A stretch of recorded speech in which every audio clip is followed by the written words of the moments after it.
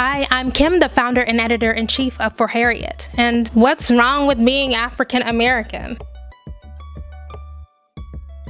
Last week, Whoopi Goldberg got into a bit of a huff about why she is not African American. She is just an American.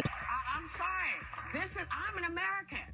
I'm not an African American. I'm not a chick American. I'm an American. Her comments were really similar to those made by Raven when she sat down with Oprah. I'm an American. I'm not an African American. I'm an American. Here's the issue. There is nothing wrong with being African American. When Whoopi or Raven say, I'm not African American, like it's some sort of affliction or curse, it just lets us know that they have some issues to work through and some understanding to see. In the United States, enslaved Africans and their descendants have been given many names, and we've come up with quite a few for ourselves. From Negro to colored to Black American, Afro-American, African American. These monikers serve a couple of different purposes. One of them is to describe a people with a shared history and culture. The other is as an umbrella racial term to describe everyone of African descent. Either way, they're only insults if you think Black people are inferior. In fact, if you love your Blackness, you should take pride in them. Now, some people distance themselves from African American because it now reflects a kind of faux PC laziness. I prefer Black American, but if somebody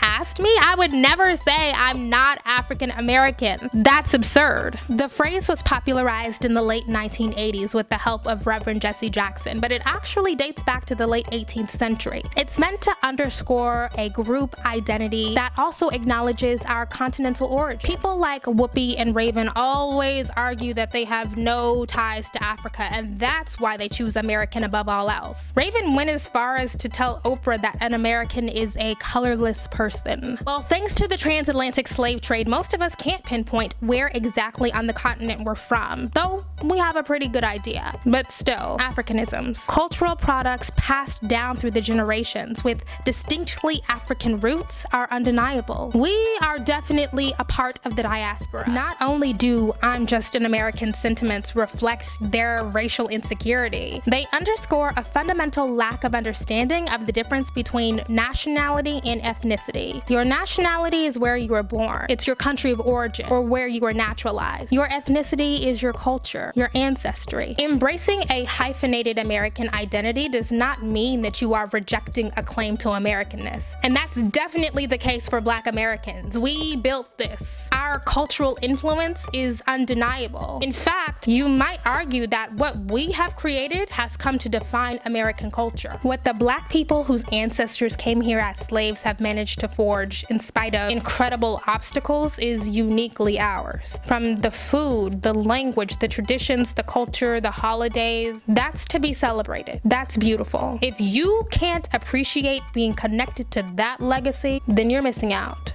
Well, that's it. Be sure to follow For Harriet for more discussions on Black womanhood and everything else. Bye, guys.